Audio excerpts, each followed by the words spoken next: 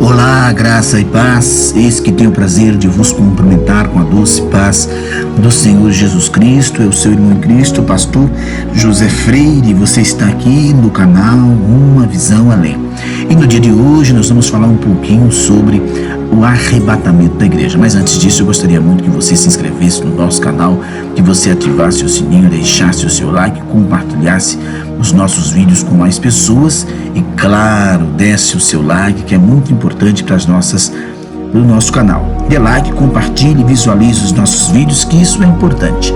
Oremos a Deus, Santo e Eterno e Soberano Deus. Mais uma vez estamos buscando a Tua presença santa para adorarmos o Senhor em espírito e em verdade. Pai bondoso, Pai de amor, Pai de justiça, Pai do impossível, nós não sabemos como te pedir, às vezes falta-nos palavra, mas Tu conheces todas as nossas necessidades. Tu sabes o que realmente o homem precisa, o homem necessita, porque a Tua palavra nos diz para nós buscarmos o Senhor enquanto podemos achá-lo, invocarmos o Seu nome enquanto o Senhor está perto. Pai bondoso, Pai da bondade infinita, Pai das grandezas sobrenaturais. Pai, a Tua palavra é realmente gloriosa. Ela nos mostra o caminho da vida eterna, da vida com Cristo. O Senhor é o Deus que pode transformar os corações. Venha operar, venha nos dar vida, venha nos dar força, venha nos dar vigor, venha nos dar fortaleza.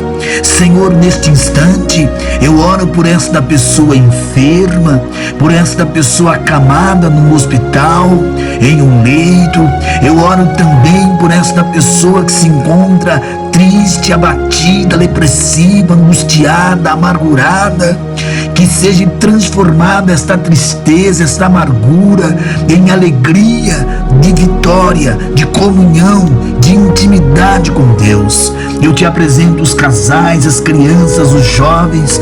Meu Deus, quem sabe tem alguém agora sofrendo grande pressão, tem alguém agora sendo atacado pelo inimigo das nossas vidas, sofrendo uma batalha espiritual terrível, descomunal. Mas o Senhor é o Deus da cura, do milagre, da transformação. Eu repreendo todo espírito demoníaco, diabólico. Eu repreendo todo espírito das trevas. Saia em nome de Jesus. Espírito de enfermidade, espírito de depressão, de loucura, de inquietação, toda opressão seja repreendido no nome do Senhor Jesus. Que haja paz, que haja alegria, que haja bênção de Deus, porta aberta, vitória, alegria, harmonia neste lar.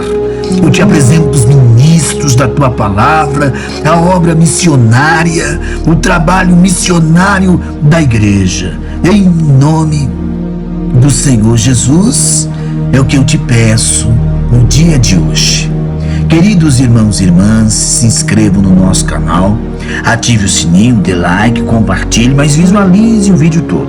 Agora, você que já é inscrito, dê like, compartilhe, fale do nosso canal para mais pessoas. Vamos então aprender um pouquinho o que é arrebatamento da igreja. Arrebatamento da igreja é muito importante para que saibamos como acontecerá esse acontecimento.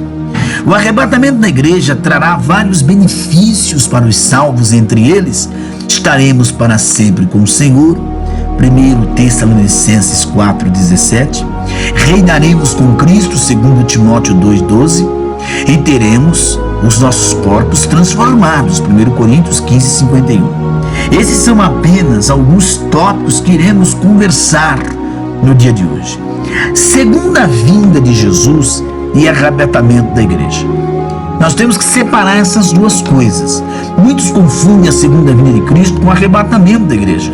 Tem uma diferença bem grande entre os eventos. Daqui a pouco nós vamos tratar de entender essas diferenças. Vamos tomar como base as seguintes: Jesus voltará para nos arrebatar e não tocará o chão. 1 Tessalonicenses 4:17. Sendo assim, o arrebatamento não será a segunda vinda de Jesus à terra, pois ele estará no céu e não na terra. Com isso eu quero dizer que ele não virá. Sendo assim, o arrebatamento não será a segunda vinda de Jesus. Ele vem buscar a igreja. Se tomarmos como base que ele não tocará o chão, então nós não podemos falar que a segunda vinda dele é o arrebatamento. A segunda vinda de Jesus acontecerá depois da grande tribulação e o arrebatamento acontecerá antes da grande tribulação. E espero que vocês tenham entendido a diferença entre arrebatamento e a segunda vinda de Jesus. Mas por via das dúvidas, nós vamos dar alguns exemplos. Assim, primeiro, o arrebatamento, os salvos de Jesus irão se encontrar com o Senhor dos ares. 1 Tessalonicenses 4:17. Na segunda vinda, os salvos vão retornar com o Senhor à terra. Apocalipse 19:14.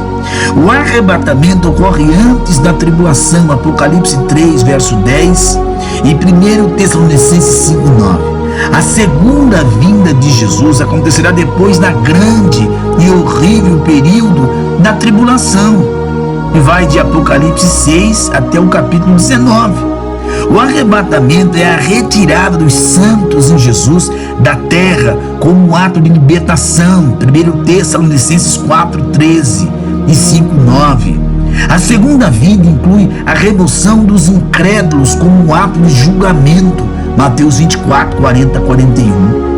O arrebatamento vai ser instantâneo e secreto aos olhos do mundo, invisível aos olhos do mundo. 1 Coríntios 15, 50 até o 54. A segunda vinda vai ser visível a todos. Apocalipse 1:7 e Mateus 24, do verso 29 ao verso 30. E eu espero que você tenha entendido a diferença entre arrebatamento e a segunda vinda de Jesus. São dois eventos diferentes e eles fossem o mesmo evento, Se eles fossem o mesmo evento, aconteceria o que? Os salvos em Jesus teriam que passar pela grande tribulação. O retorno de Jesus não seria iminente. Há várias coisas que precisam acontecer antes da segunda vinda de Jesus. Então, encontrar Jesus nos ares. Como será o arrebatamento da igreja? Vamos nos encontrar com o Senhor nos ares, em 1 Tessalonicenses 4:17. Mas antes que nos encontremos com Ele nos ares, acontecerá alguma coisa como: aqueles que já dormem, os que morreram em Cristo e foram fiéis a Deus durante sua vida, esses serão ressuscitados primeiro e já terão seus corpos transformados. 1 Tessalonicenses 4:16. Vale lembrar que a ressurreição não é a mesma descrita em Apocalipse 24. Essa ressurreição de Apocalipse é quando Jesus voltar à terra para julgar os ímpios e prender a Satanás. A ressurreição de Apocalipse 20, verso 4, tem a ver com os mártires da tribulação e possivelmente com os santos. Ao mesmo tempo que ocorre a ressurreição dos mortos em Cristo, os crentes vivos serão transformados. Seus corpos se revestirão da imortalidade de 1 Coríntios 15, 50 até 53. E isso acontecerá num instante, num abrir e fechar de olhos. Agora, que os santos crentes, vivos e mortos, já tiverem seus corpos transformados, vamos encontrar com eles nos ares. Já fomos arrebatados. E agora, pastor? Muitas perguntas surgem sobre esse assunto. Depois que fomos arrebatados, o que acontecerá? Vamos ficar em que lugar? Vamos reconhecer as pessoas? Essas são apenas algumas perguntas que sempre me fazem sobre o assunto. Vou tentar esclarecer algumas delas aqui. Vamos ficar em qualquer lugar? Não. O lugar que nós vamos ficar é no céu. João 14, 2 e 3. Vamos reconhecer as pessoas? Claro. 1 Coríntios 13, 12. Em Mateus 17, Moisés, que havia morrido, e Elias foi arrebatado, aparece continuamente sendo eles aparecem, né, sendo Moisés e Elias reconhecidos inclusive pelos discípulos. Assim também os discípulos reconhecem o Senhor depois de haver ressuscitado. Quando a pequena criança de Davi morreu, ele declarou: eu serei para ela, porém ela não voltará para mim, segundo Samuel 12, 23. Davi disse que iria até o seu filho. Para ele ir até o filho, ele precisaria reconhecer ele, certo? Ninguém vai até alguém que não reconhece. E a palavra ir no original está dizendo o sentido de ir até. Para você ir até alguém, é necessário que você saiba onde está indo. Em Lucas 16, o rico, Abraão e Lázaro se reconheceram. Certo, meus queridos? Essas são algumas dúvidas que muitos têm. Não entramos no fundo sobre isso, mas não é o tema do nosso estudo de hoje, tá? Quem será arrebatado? Todos aqueles que creem em Jesus como Salvador, aquele que crê em Jesus Cristo, aquele que guarda Jesus no seu coração. O arrebatamento e a ressurreição dos mortos é muito importante, e eu peço que preste bem atenção nesta leitura agora. A ignorância acerca dos mortos, quando a Bíblia fala em dormir ou sono, referindo-se às pessoas que morreram, porém existem duas situações. Algumas passagens tratam os salvos que faleceram como estando dormindo, enquanto para os incrédulos geralmente a expressão usada é que morreram. Ao morrer, o espírito do homem retorna a Deus, Eclesiastes 12:7. Paulo diz que quando ele morresse, estaria presente com o Senhor, segundo Coríntios 5:6, Filipenses 1:21.